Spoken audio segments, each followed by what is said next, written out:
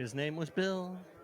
He took a pill, and then everybody knows that's on his microphone.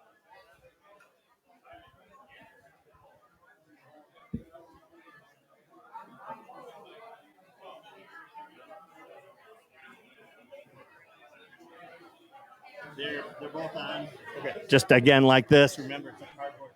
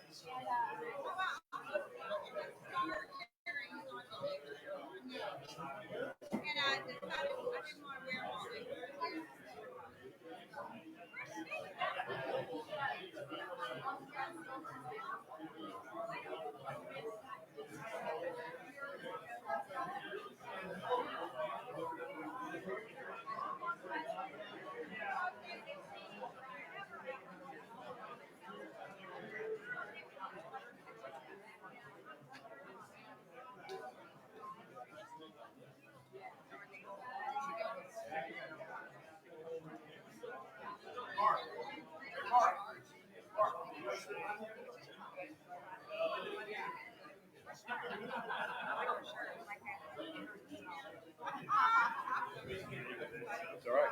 So this will help you. Hi, Marla. How you doing? Marla, do you remember Suzanne? Marla, highball. Uh,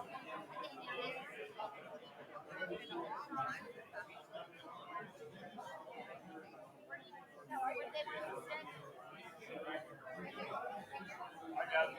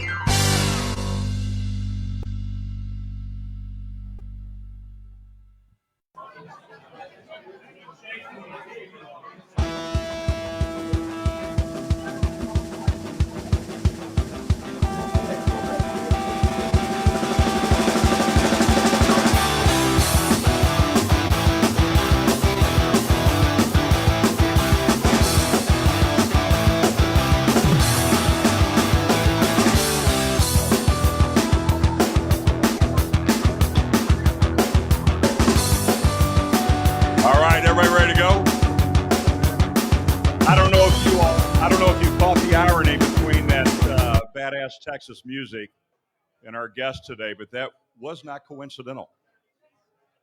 Welcome to the Big Bourbon Club, and welcome Charlie Garrison and Donis Todd from High Texas.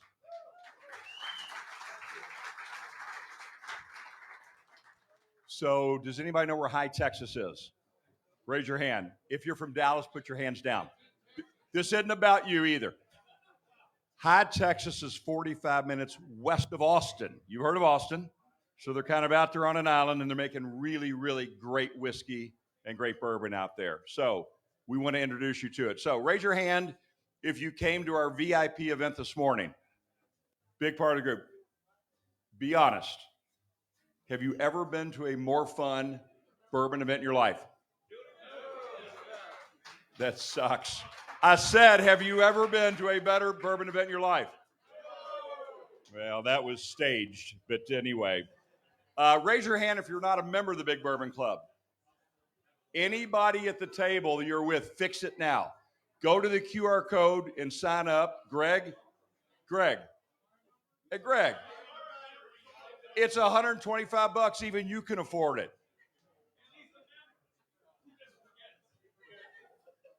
All right, guys, thanks for joining. We're going to have a great time today. A couple of things. We have 2 barrel pick bottles from the Big Bourbon Club for sale out front. Elijah Craig and Jack Daniels. Half of the proceeds of the Jack Daniels pick will go to the Louisville Metro Police Foundation fundraiser for Officer Wilt, who was shot for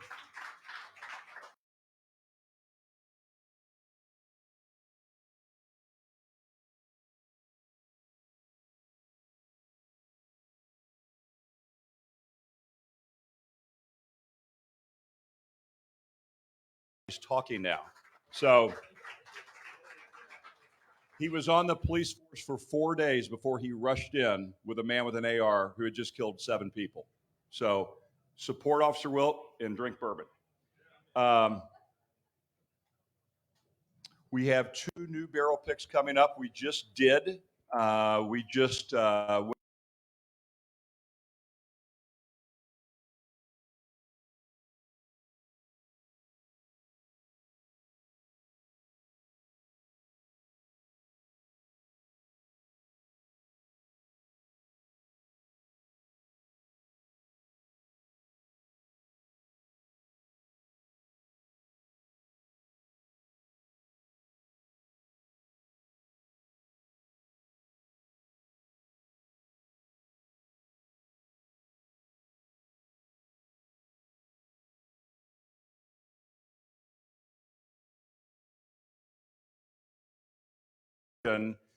is to grow the love for bourbon around the world.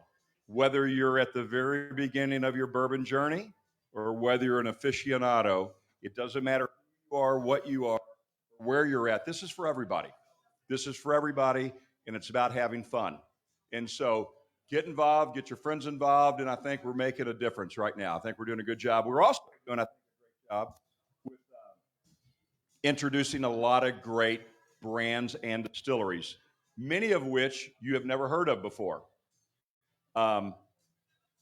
We've had the last distillery presentation we had was Penelope out of New Jersey. The day, now this was scheduled for 9 months, but the day that they arrived in Louisville and showed up here, they announced a $110 million sale to MGP. So I don't know what's going to happen tomorrow, Charlie, but Penelope announced $110 million the next day. So we're going to watch social media tomorrow and see what happens with you guys. But anyway, we're having fun bringing brands and distilleries that maybe you don't know, maybe you do, that are making incredible bourbon across the country to the Big Bourbon Club. So we're excited to have that. So give me 1 sec.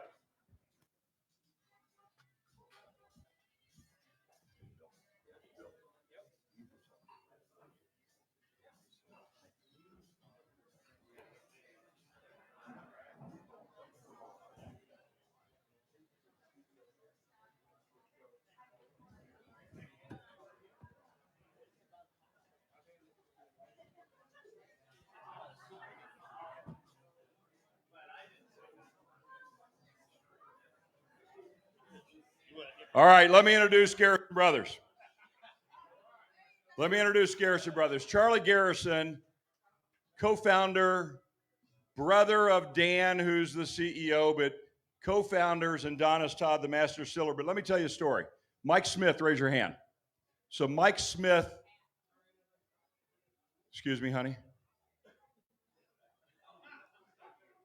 33 years. Mike Smith calls me and says, hey, I've met Garrison Brothers. I met Charlie in particular at an event. Funny, great bourbon. Would you like to bring him into Big? And I said, absolutely. I would love to. And so Mike set up a call with Charlie and myself, and we start chatting over the phone. And hold on, I'm looking for somebody. We start chatting over the phone, and he's like listening to me. And he's asking meaningful questions, and we engage quickly.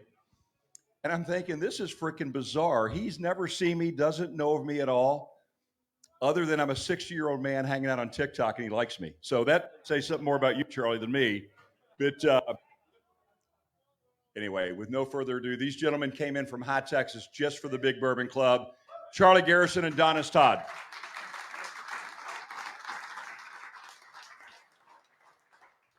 All right, this thing's working? Cool.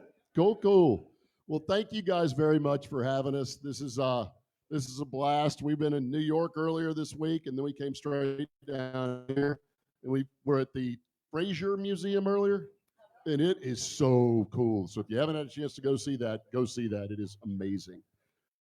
So Garrison Brothers, I laughed. My son actually sent Mike a bottle of Garrison Brothers because he saw him on TikTok. And my son at the time was 19. I'm paying for my son. What the hell is he doing sending bottles of bourbon out? I hadn't put the math together yet, but anyway, it worked out great for me in the end. So Garrison Brothers, our story is kind of a silly one. We are the first legal bourbon distillery built outside of Kentucky and Tennessee since Prohibition. We started this legally back in 2007. Realistically, we got our still down there in 2003. We have been making bourbon legally now, coming on 15, 16 years. It's nuts. Once we got our still down there and started trying to make bourbon, all we have ever made is bourbon whiskey, and that's all we will ever make. We make bourbon. We've never made a vodka. We've never made anything else. On top of that, we have never bought a drop of anybody else's bourbon. And all that rolled together just means that we've lost a lot of money for a long time. But one of the greatest blessings that happened to us early on in this is this guy. Donis was in the military traveling all over the world and may or may not have had a little still that he'd travel with him to get him certain jobs, I'm guessing. But he saw that we had a application out to make liquor in Texas. And he's been scanning those apps, all the applications all the time. And so we're out there, Dan, my brother's out there in a little still or a little barn, plastic bucket and a boat oar. And Donna shows up on a Harley, tatted up and scary and everything else. And walks up to my brother and said, my name's Donis Todd, and I'm going to make your whiskey. And Dan looked at him and said, I have $11. I don't get a distiller. You know, that's a dream for me one day. And Donis said, you know what? I'm staying, so figure it out. And he wouldn't leave. And Donis has made every drop of bourbon that Garrison Brothers has ever sold. And now I just pray he never does leave. So with that, Donis, talk bourbon. All right. Thank you. Appreciate y'all being here. I will forget and set the mic down, and then y'all just tell me to pick it back up, but that's going to happen. Hopefully every time I sit it down, I'm doing a shot of bourbon with y'all, but let's talk bourbon. First up is my small batch bourbon. And throughout this, please, let me know if you got some questions, but first up is the small batch bourbon. I like to start with small batch bourbon because the beautiful rainbow that we produce, it's a result of the process of how I pick the barrels to produce small batch. It's 50 to 55 barrels that I hand select and marry together. So it's a vintage strategy bourbon. And what I mean by that is every year it tastes different than the year before. But within that given year, I know it's just me tasting barrels, but they do pay me for it. So I call it work. So I work really hard to make each batch, those 50 barrel batches all taste the same within a given year. but it is a vintage strategy. So if you ever have a time to find some small batch and line them up against each other over the past years, that's fun to see how it's changing. Some folks like the earlier stuff. Some folks really like the older stuff. As long as they like one or two of them, we're doing good, right? So Garrison Brothers is a wheated bourbon, so there's no rye in our recipe. 74% corn, 15% wheat, and 11% barley malt. Traditionally, wheaters are just a little sweeter on the front of the palate, where rye, most of the stuff on the back bar is rye based in there, and they're just a little spicier. I'm sure you guys are fully aware of this. It's making national news this week. It gets a little warm in Texas from time to time, and that extraction makes the bourbon even a little spicier. So Dan Garrison wanted a wheated bourbon and doesn't care for all that spice. So that's why we use wheat and not rye. I've only made one rye, but we're not going to talk about that today, I hope. So we're small batch bourbon. We're truly blessed. We'll do, like 35,000 9 liters, 420,000 bottles a small batch. The team at the ranch, they're laying barrels down right now. We have over 50,000 barrels in inventory. They'll make a dozen or so more, more tomorrow morning for sure. And we're the team's waiting right now. I don't get to leave the ranch all that much, but when I do, it's great to get out, meet new people, talk the bourbon. My friends are all tired of me talking about bourbon, so it's always nice being in front of a new group. But as soon as I get back, we're going to go back and start looking for 50 more barrels, because we are truly blessed. The POs are stacking up, and it is a small batch. There's no federal definition for that word. I could use 10,000 barrels in each batch and still call it small batch. But I consider that ours truly is at 50 barrels, and tasting each one of them, marrying them together. We use harvested treated rainwater to cut it down to 94 proof. So I hope you all enjoy the small batch bourbon. Did anybody not get a fill of the small batch? Okay, we've got Deb over here. Anybody else? Everybody get one? That is the first time that someone didn't be like, "Oh yeah, I didn't get any." There's always a liar in every crowd. Not nearly as smart as they look. Wow. I thought Tommy Reaver said, "No, I didn't get it." Yeah. Usually half the group's like, "Nope, didn't get it." That was great. Yes, sir. Hey, Jeff, we'll go ahead and start questions and answers. Go ahead.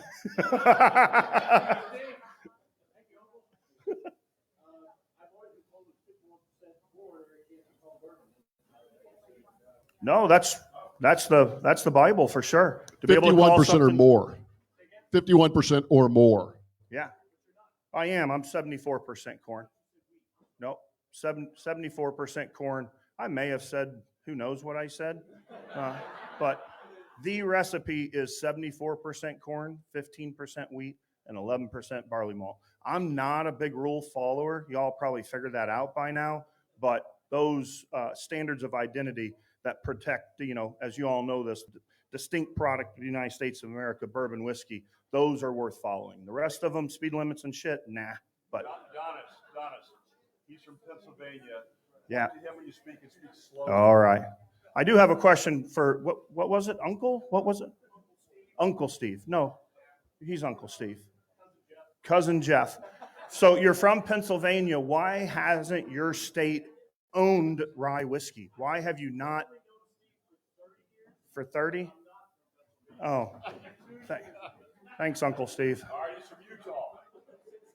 I need you to move back to Pennsylvania, and I need you to fix their liquor laws. Yeah. Those people are part of the reason I drink like I drink, because every time I go to Pennsylvania, I break some damn law and get in a lot of trouble. Charlie, how about talk about Garrison Brothers and not offend any distributors or any controlled states? Can't be done. Come on. Cannot be done. Offending people's what I do. Yeah, that's my job. So it's 94 proof. I apologize, I did not tell you that. I usually have the bottle in front of me, and that helps me with the show and tell. So it is 94 proof, and all of these barrels are anywhere from 4 to 6 years old. I pick them all by taste. I don't pick them by how many birthdays they had or didn't have, but most of these are all somewhere between 4 and 6. and it is 94 proof.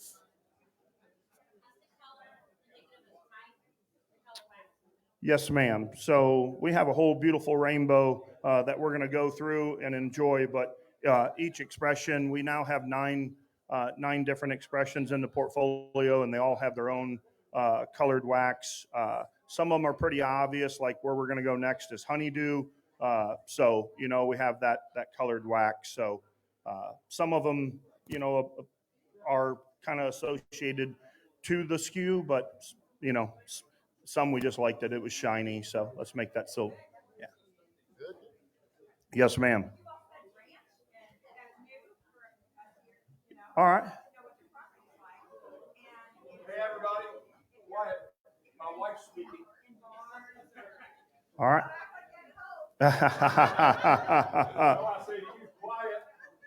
All right. Uncle Steve might be off the couch, but I don't know if we want to live stream all that. So the question is I refer to our distillery as a ranch, and it is. It's a beautiful ranch in the Texas Hill Country, and we have cattle, and we have barns. We have all the things that I would hope that you would think that a ranch would have. Snakes and scorpions. Yep, that is true. But we also make bourbon whiskey, and I've been there. This December will be 17 years that I've been the master distiller for Dan and Charlie, and we went from just one little pole barn to a pretty big facility now. And the second part of your question, so the reason I refer to it as a ranch is it is a working ranch, and we raise cattle, and they have great slop, wet distiller's grain to enjoy. So we don't have to be looking for a home for that. And next question was barns, like what? It is not a traditional Kentucky rick house that 6 or 8 levels. It is about 100 degrees right down at the granite gravel, and about 13 feet high. The highest barrel I put up, it's about 105 or 110. So it's pretty warm in that entire barn, and we just don't need 6 or 8 floors to get more, extraction, more heat because of the height of the barn. So it's all, traditional, just one level, what we would call a pole barn, but, a building with metal tin around the outside. So. And we're building a lot of them now. So we started out with one barn we called Uno. Last year, Donis finished a dance hall barn that's 28,000 square feet. He's got it half full at this point already. In another 2 weeks, he's going to finish our new barn, which is 32,000 square feet. So we're growing like crazy. Every time we're in this business, for what it's worth, and I want to look at the camera and say this, we're in this business because my brother's an idiot. So back in 2000, my brother was unemployed. I won't go into today how long, why, and all that, but Dan was unemployed and went up to Kentucky to do the Bourbon Trail. And while he was up here, he met a bunch of legendary distillers. One of them was Elmer T. Lee at Buffalo Trace. And Mr. Lee, actually, when he learned where the ranch was, Central Texas, he knew all about our water source. And he knew that we were on limestone down there. And he had always believed that it would be interesting. He never said good, but interesting if somebody tried to make bourbon in that climate on using that limestone water. So what he needed was 2 things. He needed limestone water and he needed dumb people. Yeah. And so that's where I got involved. And but yeah, we were the first ones to ever make bourbon outside of Kentucky and Tennessee, and it was because of you all, because of the folks in Kentucky that were so gracious to us.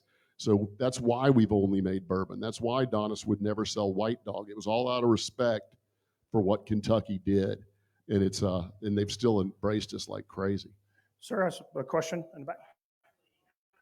Okay.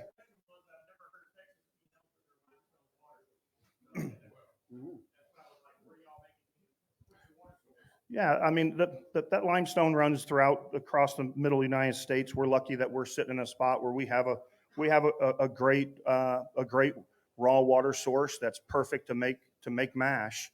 You need a high calcium. You can have a little silica in it, but you don't want any iron. With today's technology, it's why you see bourbon from every state now. With today's technology, you can take source water, mud puddle water, and turn it into anything you want. We're blessed. We don't have to do that. We have a great well water source that's just loaded with calcium, and it just works perfect to make a great mash. So we don't have to do anything to it other than just, get it out. It doesn't work for a damn for making coffee or anything else. It's got all this. The reason you hadn't heard of Texas limestone is it's awful. Our water out of the ground, you punch a well, and you are not going to want to drink it. I mean, it's awful. It smells like rotten eggs because there's sulfur in it. But man, it's beautiful for making bourbon. I wouldn't I wouldn't say that it's awful. I would say that it's absolutely perfect to make bourbon mash with it. Charlie doesn't need to worry about washing his hair. It is a little hard, on equipment and things like that, but there's other water sources available, so we harvest rainwater and run, equipment and things that hard water would just ruin. And we have a reverse osmosis machine, to feed the correct water to our boilers, our heat source. So, but the well, we don't want to talk bad about that. We don't want to, no bad mojo there. It is a great, great well to make mash with, and it is not awful, and it is perfect. So we clarified that. Yes, sir. All right. Proof off the still. So the White Dog, I'm sure you guys know the rules. I didn't go through all the ABCs. I figured you already knew them, but we'll do a little refresher at the D. The distillate, if you're going to call something bourbon whiskey, it's got to come off your still below 160 proof. Everybody in the business that I know, they're nowhere close to that high. They go and work for Tito if you're going to run it that hot. So most folks are bringing it off in that 130, maybe 140, but typically below 140. But then to enter it into the barrel to be able to call it bourbon, you got to be 125 proof or lower.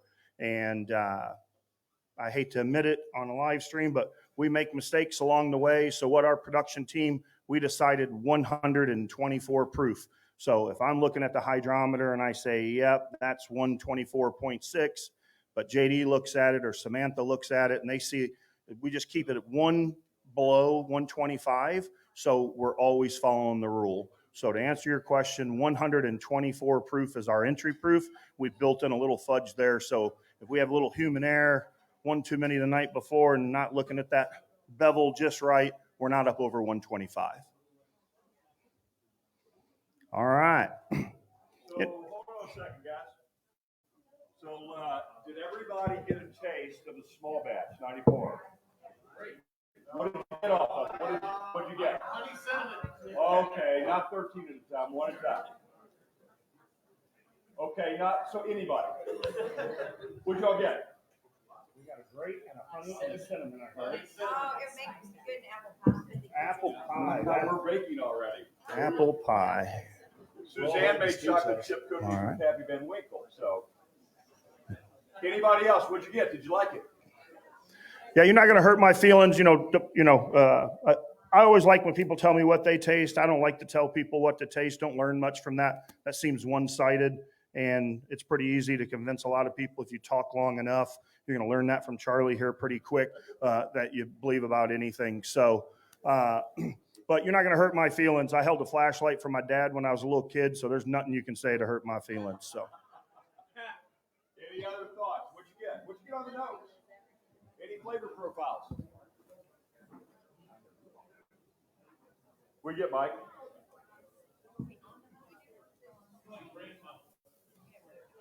There you go, bran muffin. Bran muffin. Anybody else? All I can think about is apple pie now, so thanks.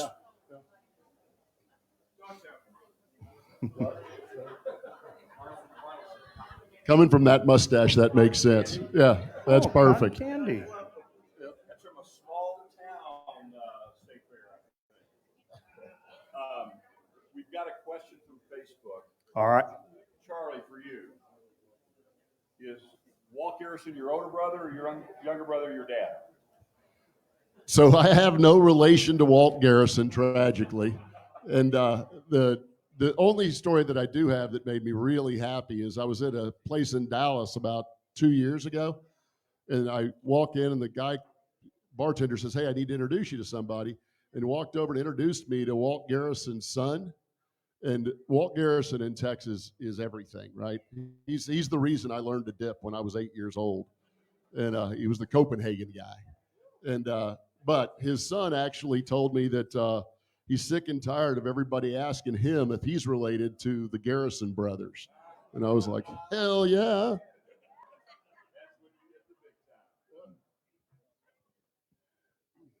All right, y'all ready for number 2? Here we go. All right, so honeydew. No melons were harmed in the production of this bourbon. We call it honeydew because it was on Dan Garrison's honeydew list. So Dan, he believes he's the boss. All these neck hangers, they got his face on them. He'll put his picture on anything. He put all the letters behind his name on all the business cards and letterhead. Dan truly thinks he's the boss, but this may be right in a bunch of y'all's wheelhouse, but Nancy Garrison, his wife, is really the boss. And Nancy always wanted a honey-infused bourbon. Dan is a purist. He was like, do not ever, ever, ever put anything in my bourbon, and don't ever sell basement bourbon. Dan Garrison believes that basement bourbon is something that is 80 proof because you can go no lower than 80. I think it's healthy to poke the bear, so you all are getting ready to taste a honey-infused bourbon that is 80 proof. I'll talk a little bit about how I infused it as you all are tasting it. So we got this great barrel here. When I'm out looking for the next 50 to support small batch bourbon, I come across barrels on my palate that have a floral, clove, wildflower, subtle honey note. I'll kick those barrels off to the side and marry all that bourbon together. And then the physical barrels that the bourbon came out of, I'll take the staves and cut them into little cubes about the size of a sugar cube or a die. And I use Burleson's organic wildflower honey. I personally think that it will highlight those initial flavors that I tasted. We have it pressed into those cubes. Then I just make a tea bag out of unbleached cheesecloth, put it down in a tank for about 8 months. And when I feel by taste that it has highlighted those notes and it didn't ruin a great wheated bourbon, I don't want it to get all syrupy, all goopy. It doesn't want to taste artificial. I'm not in the business of making liqueurs. It is a wheated bourbon. I just wanted to highlight those notes and let it just subtly show up on your palate. I didn't want to trick anybody, so we went all out with the hanger is a honeycomb, the yellow wax. We got bees all over it. We're not trying to trick anybody. We put honey in there, and the infusion is a little different than most suppliers, but it worked for our process. So hope you all enjoy it. And as you know, the wife was right. We're truly blessed. We can't make enough of it. Yes, sir.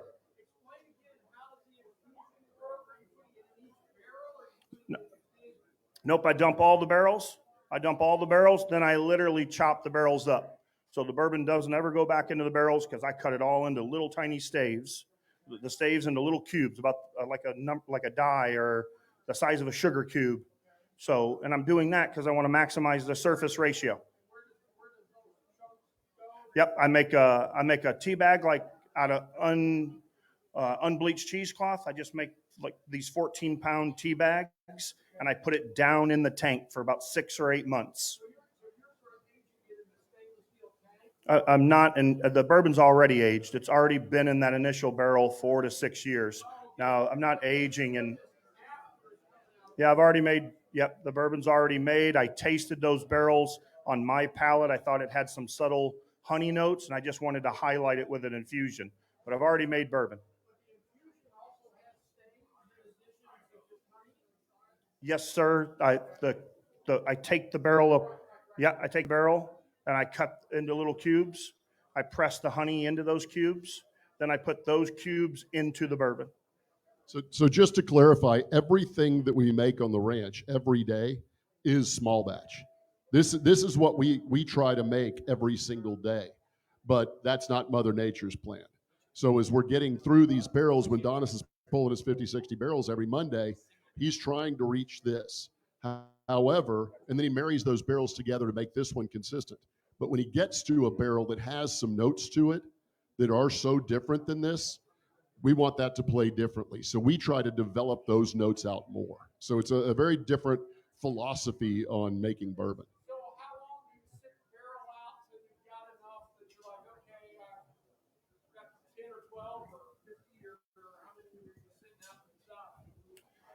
Yeah, I mean it's a batch system. So this year I had tasted enough last year that I could, I thought I could get to about 42,000 750 milliliter bottles at 80 proof. So working back from that, I needed 6,000 gallons of liquid. I have a 3,000 gallon tank that I use for the infusion that we call Elsie the Bourbon Cow, and so I did 3,000 gallon batch, and I had enough barrels to do that. And when that infusion was happening, then I was still trying to find the next 50. I came across enough over that, half a year that, okay, I have the second batch when I need it. So it's not, I don't go out and look for a honey barrel or a single barrel or a Balmoral barrel. I'm just looking for the next 50, and I let the barrel I'm really just the voice for the bourbon. The barrel's made its decision. If I'll just listen to it, it's not small batch, but hey, this has some subtle honey notes. So I'm not out looking for a specific number. When I find the X amount, then I just tell the folks, hey, you can sell 42,000 bottles of these next year. I have enough barrels that will work to produce that. And if I'm off a little bit, it's liquid in a bottle. It's all right if we don't do all 42,000, or if we did 48. Gentlemen, we've got a question off of Facebook stream. How many states do you distribute in today, and what's the next few years look like? All right. Do you know that the 47. Okay, I'm gonna let Charlie answer that. That's from Dan Garrison in High, Texas. Yeah, so we are distributed across the country now. We should round out the rest of the states very, very soon. We are silly lucky that our bourbon over time just got so popular that now giant corporations are coming to us and saying, hey, look, we need you guys to be sold in this state, in this state, in this state, because like Omni Corporation, we're sold at every Omni hotel across the country. And isn't that hysterical? A plastic bucket and a boat door. Now they wouldn't let guys like us in Omni before we started doing this. Yeah, we're sold in Pennsylvania. It ain't easy, but yeah. So in the next 5 years, we're going to grow. I mean, we this year we're going to sell 35,000 9-liter cases. Donis has been making more and more bourbon every single year for 4 straight years. So we've got the capability to sell multiple times that in 4 or 5 years, and we plan to. What about internationally? Couple of places. We mostly just because my brother's got some buddies, which I can't understand why they're my brother's buddies. But there's a guy in Germany that Dan will ship some to. The military sells us. So that one of our best markets as far as like per population is Guam. We sell a whole lot of Garrison Brothers in Guam. But for the most part, it's just a little bit in Germany, a little bit in Canada, and then we stay in the States. We've got a long way to run here before we need to expand elsewhere. What is your number one state? Is it Texas? In terms of sales? Yes, by far. Yeah. What about California? It should be 2, but it's not. Florida is. Yeah, Florida's second, California's third. We're the number one selling whiskey of any type in Texas over $40. Yeah, and it's stupid expensive. It's $85, and we're over anything over 40. Yeah, our brand covers the big boys footprint. It's just instead of Kentucky being number one for a Kentucky bourbon distillery, it's Texas because that's where we're at. And then almost every brand second is California. They outdrink most countries by themselves, but we have an amazing, dedicated team in Florida who is in direct competition with our California team. And Florida is traditionally number 3 on all the big boys footprint on 9-liter case sales. And right now, to date, to yesterday, we get a report every Friday, and Florida was number 2, a couple 9 liters ahead of California. I'm sure Cole, our sales director on the West Coast, has probably already went and bought the bourbon himself to pass Florida back up. But, we follow everyone else's footprint. It's just Texas, Florida, California, New York, Chicago. I know Chicago is not a state, but that is where it's all consumed in Illinois. Sort of a funny Texas story. Our ranch has become kind of a rite of passage in Texas now. So when we do a new release, we'll have a line of cars 3 miles long that'll line up a couple of days in advance. And they have just a big old party. My brother and Donis will be driving up and down the road, handing out breakfast burritos and just having a big old time. And then once we open the gates, it's just chaos. As of right now today, there's 500 folks on our ranch. We're serving them all fried chicken, feeding them a ton of bourbon, and it's our winter chicken dinner fundraiser that we do for the Nimitz Museum in town. So you got to come visit us. It's a really neat place to visit. Yes, sir. Distillery exclusives, how's that program managed? What do you typically see annually for opportunities for us to come out and visit? All right, so I did it once, and if it wouldn't have been so much fun, I would really regret it. So where I'm going with this, I've only ever had one product that I ever just sold at the distillery. And earlier I said, man, I don't even wish I don't have to talk about that, but here we are. So Dan Garrison doesn't like rye because it gets a little spicy. Dan Garrison's birthday is December 5th, and the team threw him what a great birthday, right? For a guy that owns a bourbon distillery. So I made a high rye. We're in High, Texas, HYE. We had to make a high rye. So everything I make is our number one wheated mash bill. One time I made a rye mash bill, and we let it age for 6 years. Dan knew nothing about it. We told him we're going to throw him a birthday party, and it was a release of high rye because I told you I think it's healthy to poke the bear, and he doesn't like rye. So that is the only product that we ever sold just at the distillery one time. It's not, we're not looking for one-offs. We're looking for an iconic brand that will be around for hundreds of years. And I personally don't think that we achieve that by just selling one-offs to a bunch of Texans over and over and over. So I did it once. I don't regret because it was so fun messing with Dan, but I wish I would have also laid down enough to sell it to our distributor partners. Those relationships are how, we're a real company. We have 94 employees, health, eye, and dental, matching 401. And without those distributor relationships, none of that happens. That doesn't happen if I just sell one-off exclusives at the distillery. And I feel it's a little disrespectful to those long-term partners that's going to help us build an iconic brand. So when I'm at the helm, I'm not going to have them. Yeah, so. All right, what do y'all think of the honeydew? Thoughts on the flavor profile? Pineapple. Tell us what you think.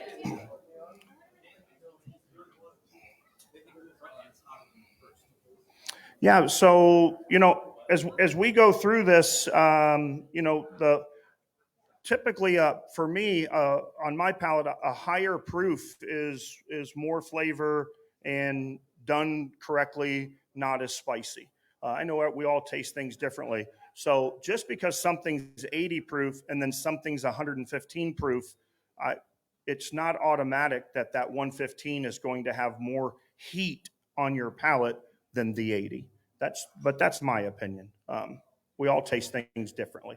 But I agree with you that it isn't, it's not water. It is 80 proof, does have some heat to it. If you guys haven't noticed, Donis is full of opinions. So you'll get them all today. You'll learn some opinions. So we got a question from this table. My wife asked me to ask you. All right. Do you use her great-grandfather's company stills, Vendome? So all my stills are made by Vendome. The little 100-gallon copper still that we got is Mike Sherman sold it to us. He was really nice. We didn't have any money. He didn't really want to sell it to us because we didn't have a DSP yet. But he was nice enough to let us pay, I think, $100 or $500 a month, and I think we're going to have it paid off in 2035 or 2038. But it was a good decision on their part because we've now bought 3 more stills for them. Have a pair of 500-gallon pot stills, and we have a 2,000-gallon pot still. So How much money was that in general? 50,000, 30,000 for the stills. Yeah. I got to write one check because it was fun. I had never written a check that was over $1 million, so I was like, please let me write that sucker. So we're probably about $3 million into copper. So that's the easy part. I don't know if you heard what he said, but it's very real. When they went to go buy it, they didn't have the money, and Mike Sherman at Sherman Brothers said, "You can have it. Pay us $500 a month until you can pay it off." Yeah, that's real. And Yeah. at $500 a month, we'll never pay it off because they're expensive as No, hell. that's serious. It's like 2038 or 2035. We carry it on the spreadsheet. I always scroll all the way over and see it. When I was talking about Kentucky earlier, think about how cool that is. My fat idiot brother stands there in front of Mike Sherman, and the guy is nice enough to say, "Here, $500 a month forever. Just go away." Yeah. I think that's awesome. That story always makes me just love Kentucky that much more. Yeah.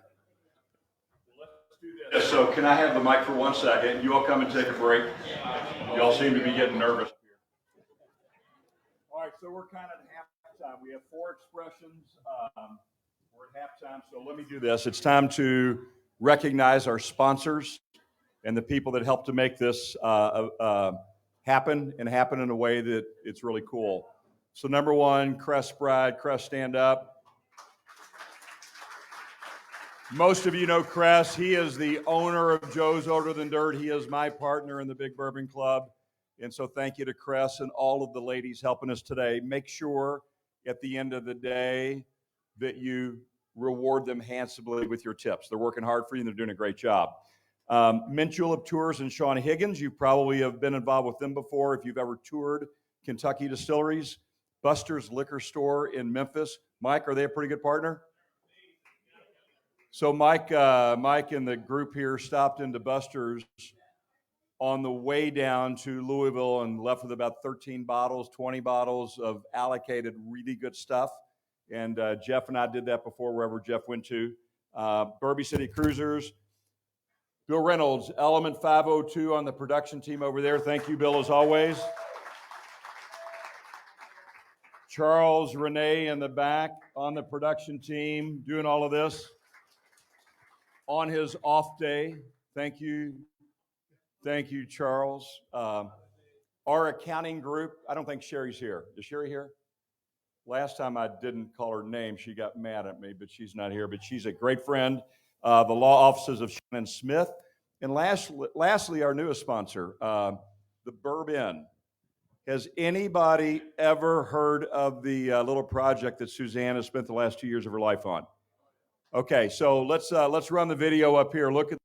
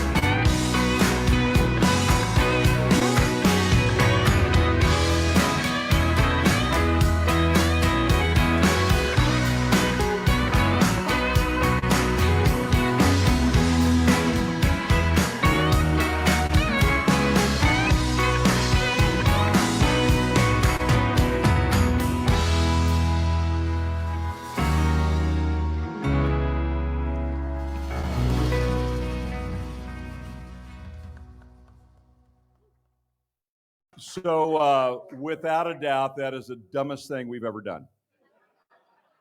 However, it's absolutely beautiful. It took 2 years for Suzanne to gut the entire old log cabin, 35 acres, right off the Waddy exit. So it's 15 minutes from Buffalo Trace, 35 minutes from Louisville. It's spectacular. We're now renting it on Airbnb, and all Big Bourbon Club members get a 3% on anytime you book.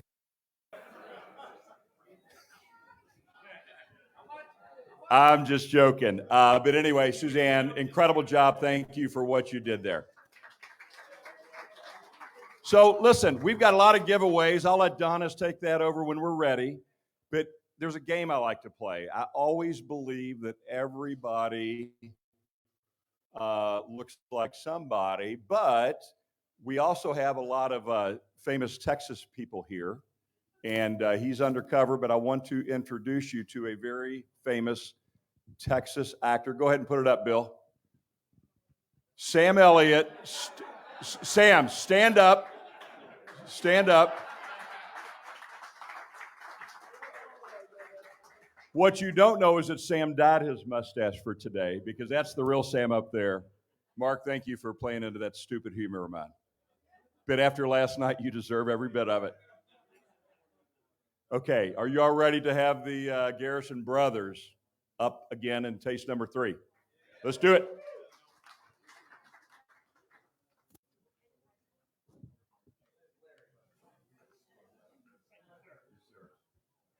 All right, so the next one you guys are going to taste is sort of modeled after my brother.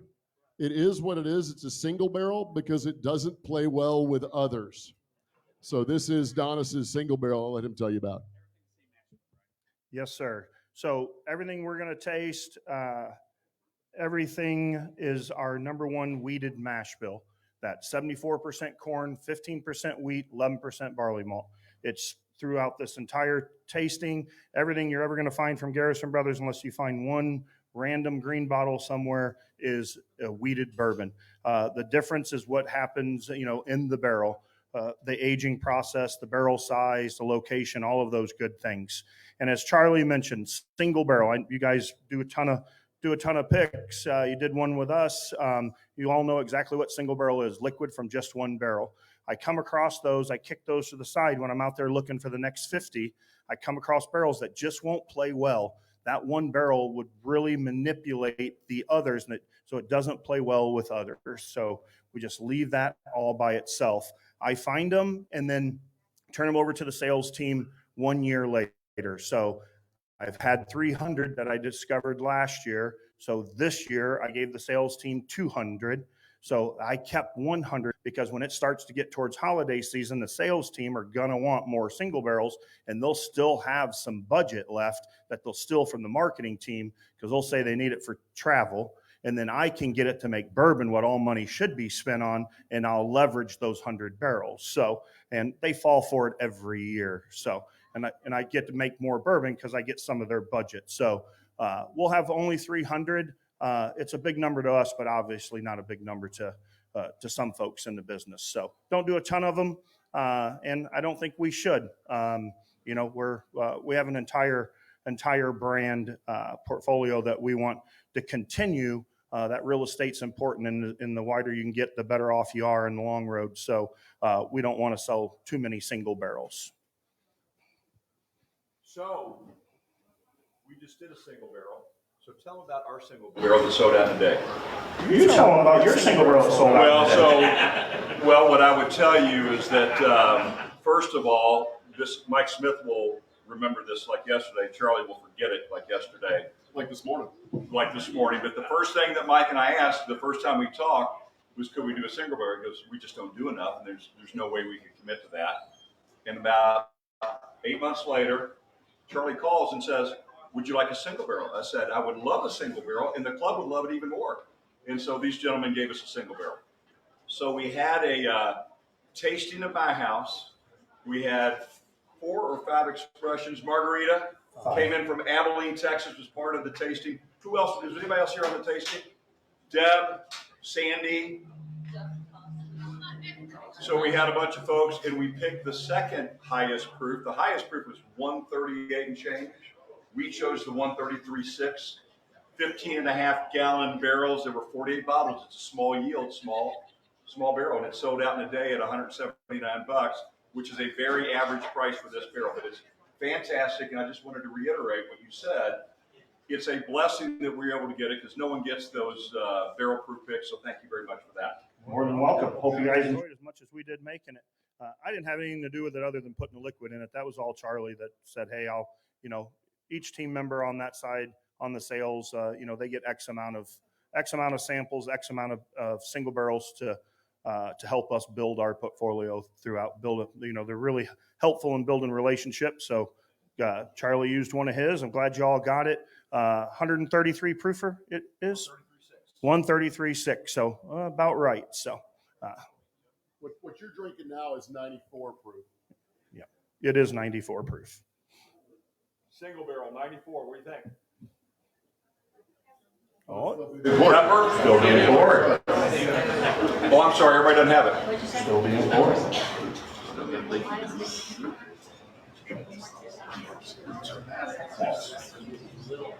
So just got a question a few minutes ago on Facebook. all right. And Charlie, you talked about this morning. I don't think you touched on it today, but how did the Garrison brothers get involved in the whiskey business? What was the spark, the inspiration to get in this business? All right. There's like the nice versions and the less nice versions. So when I talk about what an idiot my brother is, the reality is, yeah, he's not here. Exactly. So I could get away with it. Although he's all in a minute, I'm sure. But the reality is he's kind of too smart for his own good. And that leads Dan into all sorts of terrible decisions, right? And if all of my favorite memories are me joining Dan in terrible decisions, right? He's the king. On like a Tuesday on a school day when I'm 15 years old, Dan would convince me we needed to go to Mexico, and that, by God, we'd go. It was my poor parents. Dan's machine. 2000, Dan's unemployed. He takes off to Kentucky to do his bourbon trail. And when he met Mr. Lee, that's what really started Dan's inspiration into making bourbon. We didn't know how to make bourbon, some minor challenges. Dan sent me an email that the body of the email said, "Hey man, I know this is illegal, but ... right? That's a great email to get. And then the bottom is a bunch of Excel spreadsheet tabs on a business plan. And it didn't take me long to realize a couple of things. One, it was a really bad business plan. And two, Dan really didn't know how to use Excel because none of it linked together. It didn't even make sense. But what it did tell me was that Dan had bought a still and borrowed a bunch of money, and that tab 7 or 8 was to spend my money. Tab 9 and 10 was my dad's. And so I called my dad and I was like, "Dad, we got to go down there. We got to stop him on this thing. He's going to, wreck us all."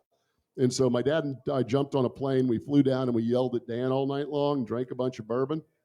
And the next morning we got up, Dan was gone, and we had both written checks. So I'll actually do a little toast. Some of you guys just heard my toast this morning. So yeah, sorry, no memory at all. But I flew home and I looked at my wife, and I'd come up with a whole lie of what I was going to tell my wife, that we're now in the bourbon business with my idiot brother who keeps getting me arrested. And so I walk in the house and my wife looks at me and starts crying. And I wasn't ready for that. That was a very strange thing for her to do. And so all of a sudden, out of the blue, she looks at me and goes, "Honey, you cheated on me." And I'm like, I wasn't ready for that. What the hell does that even mean, right? And so I heard myself say, "Honey, this is so much worse." So my wife is Catholic. I've been married to her for almost 30 years. She believes that if she divorces me, she will go to hell. So to Catholicism, that's what got us into this mess.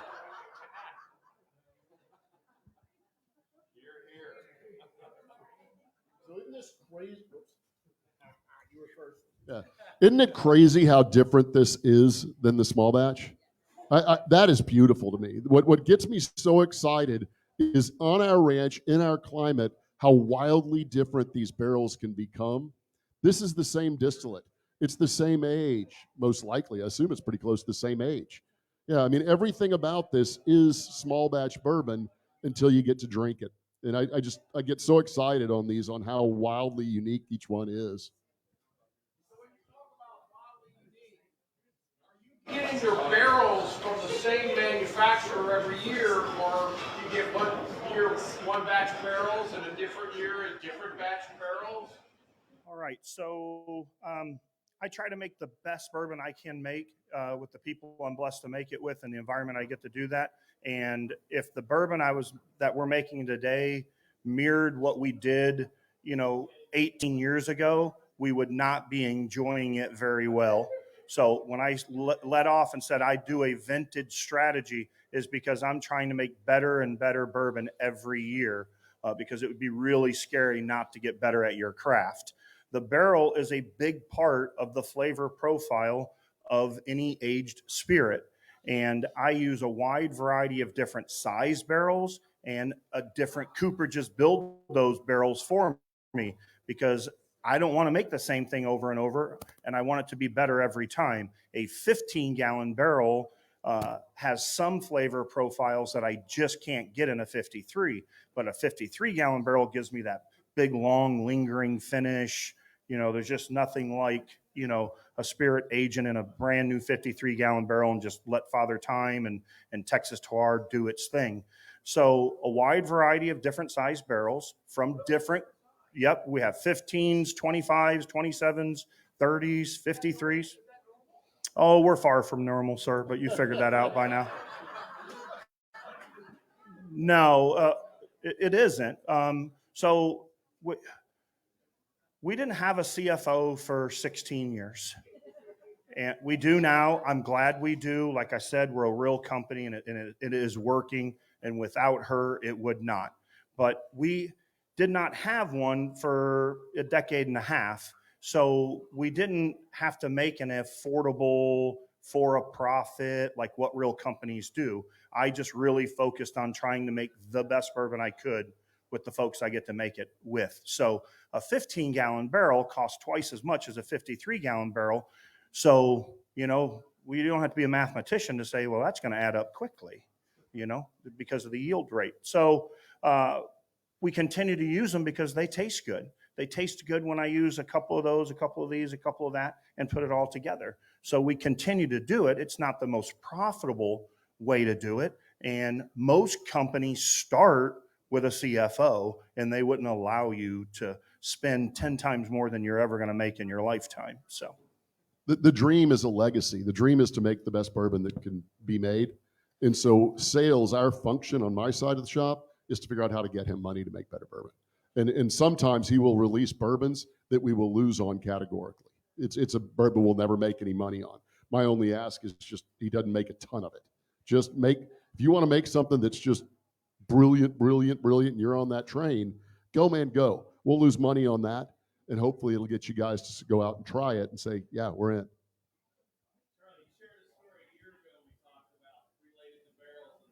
Learned about Texas barrels. The hot barrels.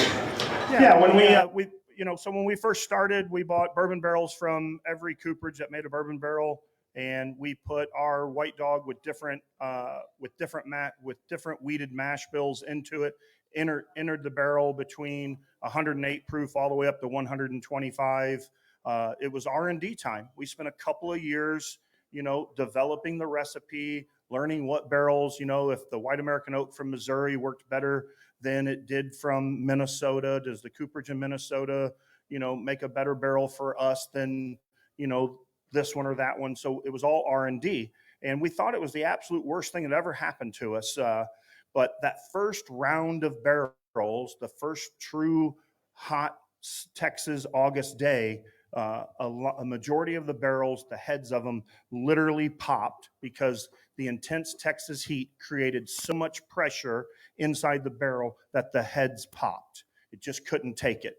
And we thought it was the worst thing that ever happened. I mean, we're a couple of years into our R&D. We're into our first full Texas summer.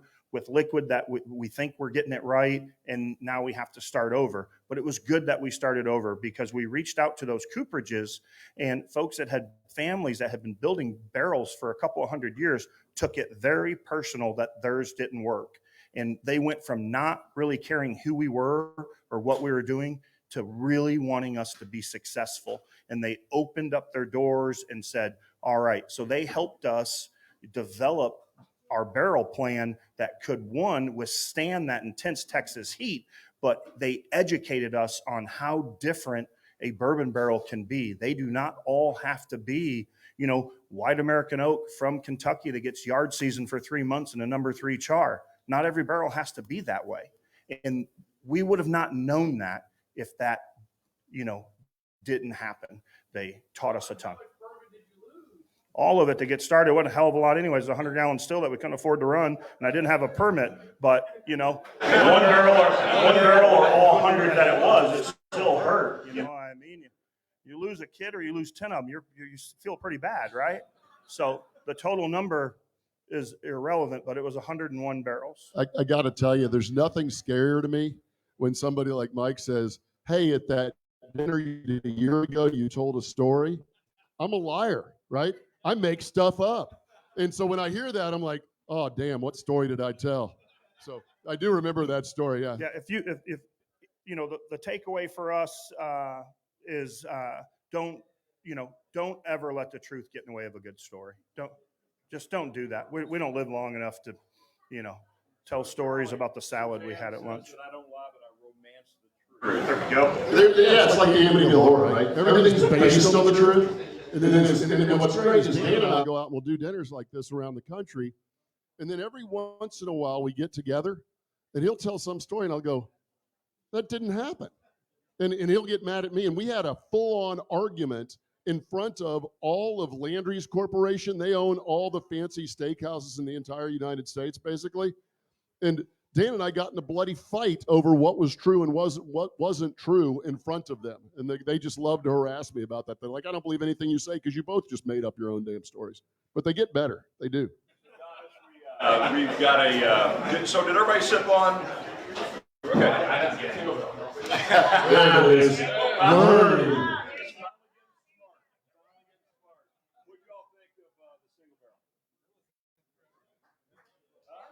Glad you all enjoyed it. Awesome. Sandy. You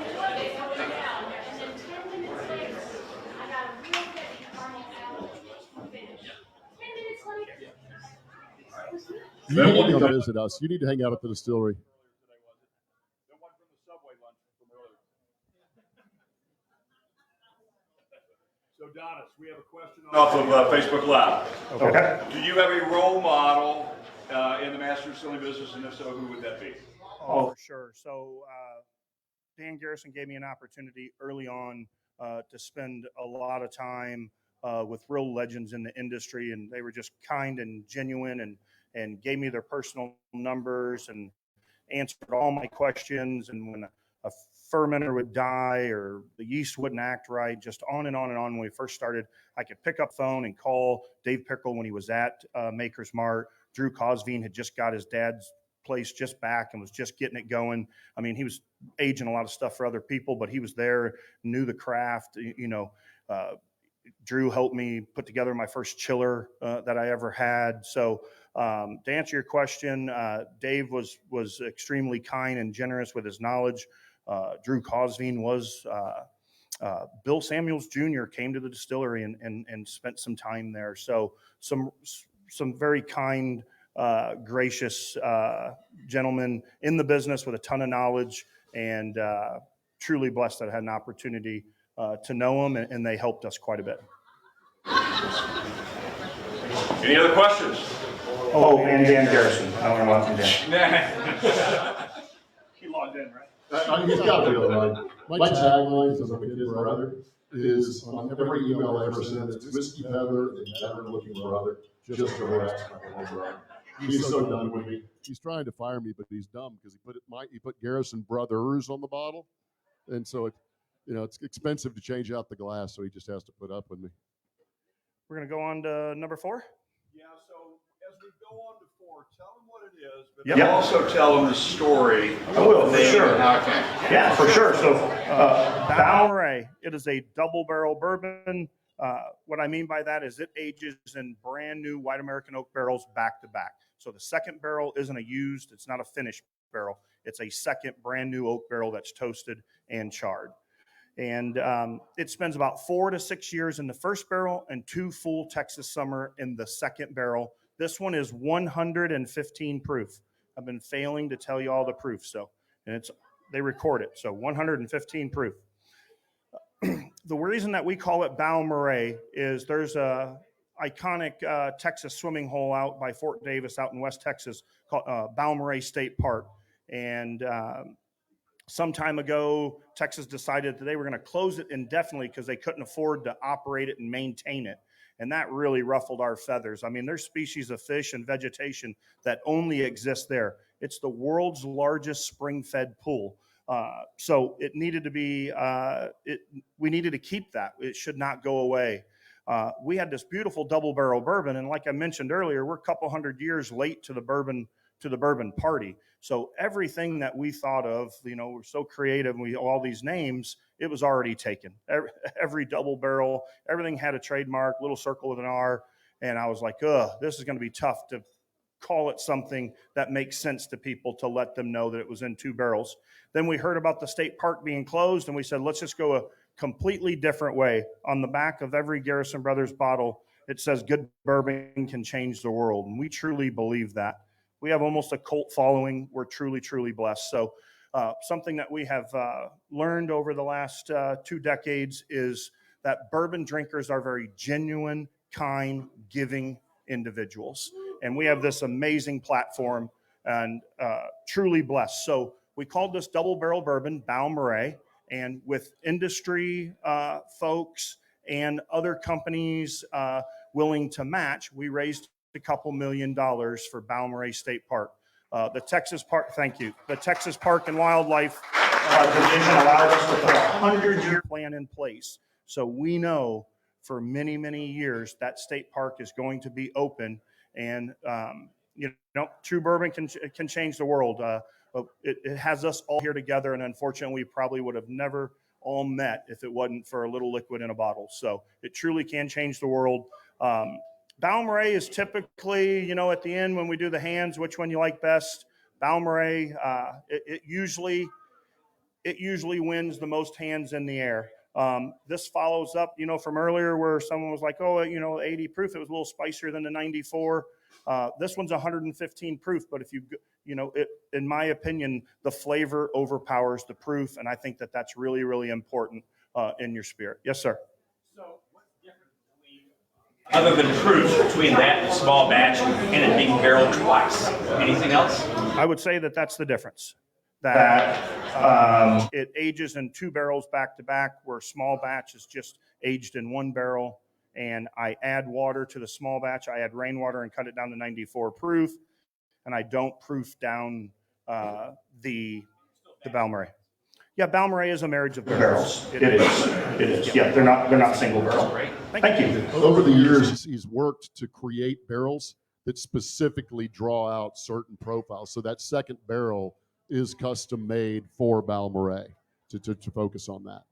Yeah, we've worked really, really hard with Independent Stave, Chad and Andrew, on developing 53-gallon barrels for each SKU. They're not online yet. We're 6 or so years into this project, but the end game is that we have small batch 53-gallon barrels. First barrel Balmoral is in a custom 53-gallon barrel. Then the second barrel is a Calvin Cooperage 25-gallon heavy toasted light charred barrel. So we're developing barrels to make this an iconic brand for a long time. Okay, so let me interrupt a second. Stephanie, turn around and wave to everybody. So Stephanie runs this place. Chris owns this place. If you don't understand the distinction, she runs this place. It's kind of like Charlie and Donis. So I go up to the bar. I'm just joking, Charlie. No, I go up to the bar an hour ago, and I said, guys, we're ready to go. They just had their lunch. We did an event earlier downtown with 35 of you. And he goes, I don't often use the S word, but he said, shit, I left the Balmoral bottles downtown. Oh yeah. And I spent about 10 minutes trying to get Uber to pick them up. They showed up at the Fraser and they said, where's the passenger? And the person there said, it's bourbon. They said, we can't take bourbon. Stephanie came up to me and said, Steve, can I go get it for you? Oh, thank you, man. So in about a half an hour, she took the Joe's over in their private helicopter and got down there and back. So Thank you so much. Thank you, Stephanie. We really appreciate it. They should not put people that drink for a living in charge of keeping stuff. I consider that your mistake, not mine. Yeah, the real truth is I left it behind, not you. For the Balmoral, you double barrel it, right? How often are you tasting that to see when it's ready, or do you just simply say, okay, 18 months, whatever it is? How do you determine when it's ready? Yep, so I find the first barrel on my pallet when I'm out there chasing the next 50. I come across barrels in my inventory that for me, it just has all these candy bar notes on the front, but then what happened to it? Where did it go? It doesn't finish. It doesn't have any depth. It's just all up front.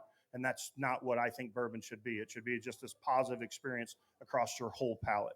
So I kick those barrels off to the side, and then I have a custom 25-gallon barrel. It's heavily toasted with a lighter char because I don't want to turn it into a wood bomb. We're going to get plenty of extraction in Texas. So I don't want it to be a soggy, wet toothpick. You know, the ashtray isn't what I'm going for. So what I want to do is preserve that candy bar in the front, but get some depth to it. I don't want it to crawl all the way back over your palate and ruin the front. So I find them when I'm looking for the 50 to make small batch. When I do that, then I marry them together, put them in a 25, and I don't taste them until after they survived a second Texas summer. Then I go and taste through those, and if I didn't ruin some good bourbon and gave it some depth, then we'll go to glass on it. So. All right.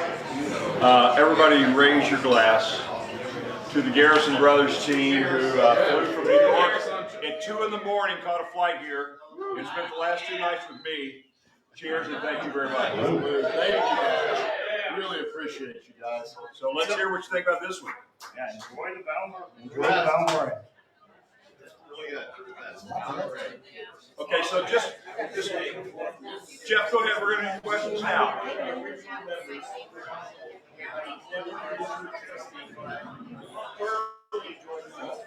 All right.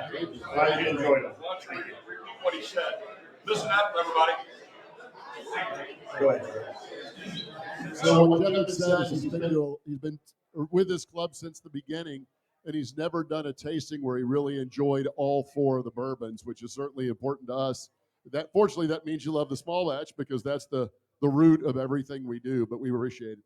Also, if you guys would, my wife is a school teacher, and she thinks that I have a hobby, right? She knows I travel around and drink for a living, and I really need this not to go out. If we could not, because this isn't going to help me acting like I work for a living and I come home and complain. Okay, so pay attention. Okay, so does everybody have a red ticket? We're going to do a drawing right now. Do you have one, Brandon? Big dog. Yeah, you're doing good. Okay, we're going to do a drawing. And Charlie, what will the winner get? So what you can do is any one of the expressions that you've tried today, I'll have that shipped to your house. We'll just have to get your contact information, and that will be the winner of, so you can pick whichever one of these was your favorite. All right, so before we choose, just real quick, fast, we're going to do a quick ranking of the 4. Who liked the first expression the best? Raise it high. Don't be proud of that. Oh, be proud of the only vote in the group. All right, we got 4. Number 2, Honeydew. That's awesome. Number 3, the single barrel. That's the single Okay, barrel. Yep. I think I know the winner, number 4. So just a little free survey for you. Okay, we're going to draw for one of the bottles of your choice. Don, you want to pick? Must be present to win. Doug. All righty. Oh, looks like my number. You owe me a $5 ring. All right. 259198. 259198. Let's go, Andy.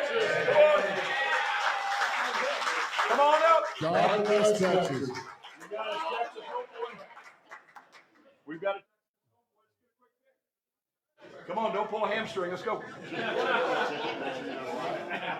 yeah. All right, get in the middle. Act like you want to be there. Margaritas, you always. Okay, great job. 1, 2, 3. And I guess you can see the UPS ground because he's in Texas. Which one you want? All right. We'll get it. The Okay. most expensive one. Well done. Do you have a budget where we do one more bottle just for the hell of it? Go. Big dog. Let's do it, Charlie. Oh, I thought he said go. No, I meant go. Like go.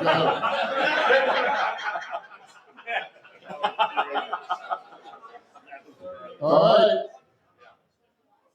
I'm blind. All righty. Here we go. 259222. Lisa's wild. 2, 2, 2. Let's go, Lisa. Come on. Come on.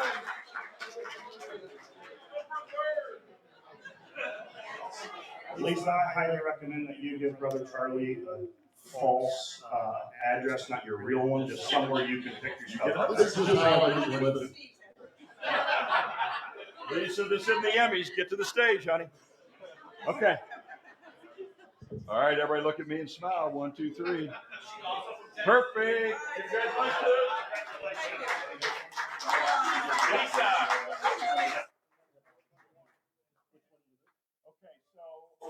One more time.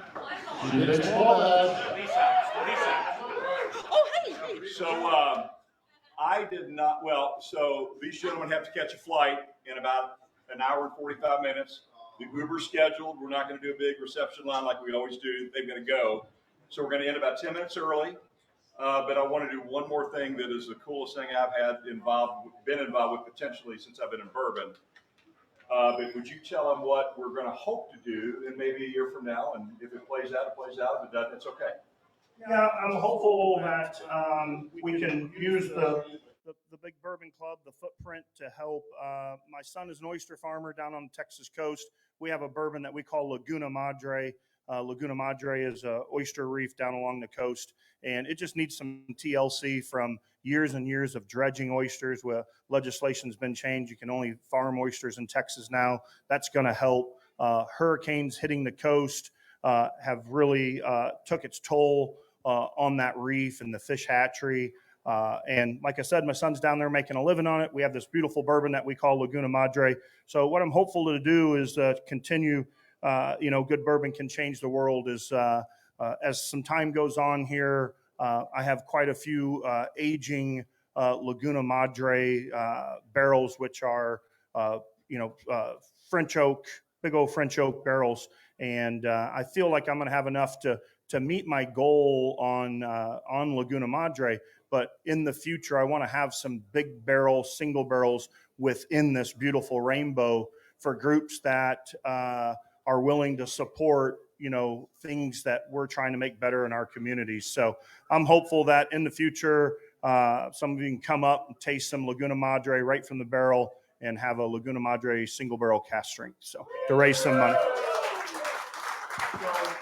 So the next part of that Adonis did mention that we agreed to after 6 drinks a couple nights ago is that if it works out that he's got enough and we do it, that we will, Big Bourbon Club will purchase that and we will donate 100% of all proceeds of those sales back to the reef and the restoration and support of bourbon.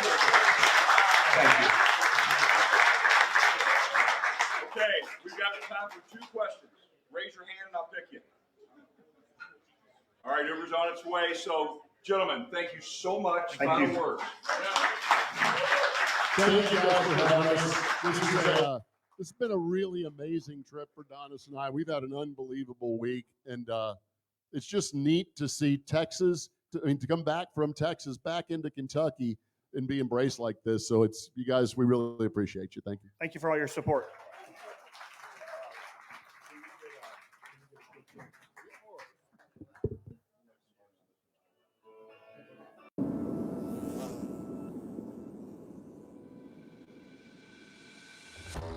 Cowboy release day. We've been calling this one CB number 8. It's the 8th release of our Cowboy Bourbon, a cask strength unfiltered. This one's weighing in at 134.8 proof. We have a beautiful lineup of people waiting to get in here. We left Waco at midnight and got here at 3 o'clock. We're going to deliver this to our son in St. Croix, Virginia. You guys enjoyed it. I jumped in for a quick pick. You don't have a little bit sure. You don't have a store shop.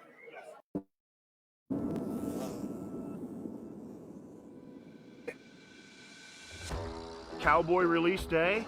We've been calling this one CB number 8. It's the 8th release of our Cowboy Bourbon, a cask strength unfiltered. This one's weighing in at 134.8 proof. We have a beautiful lineup of people waiting to get in here. We left Waco at midnight and got here at 3 o'clock. We're going to deliver this to our son in St. Croix, Virgin Islands. So I flew in from Nashville last night about midnight. Got here at 6, was a mile and a half back. We came in from Tampa, Florida, and it was a 17-hour and 30-minute drive. We had to make it for the release, though. We had to. We've been trying to get here for about a year and a half. Good morning, a little bourbon for breakfast? Sure. It's really smooth. All their expressions are full flavors. The Cowboy just goes a little bit deeper into that flavor. But if I have to choose one, it's Cowboy, yeah. This bourbon is the best bourbon we make, in my opinion. We absolutely love it. American Whiskey of the Year in 2014 when it first came out. For me, the Cowboy has a personal ring to it. It means a lot to me personally because we fought like hell to get that name. We fought like hell to get this bourbon out in the marketplace. Happy hunting. Hope you all enjoyed as much as we did making it. Salute.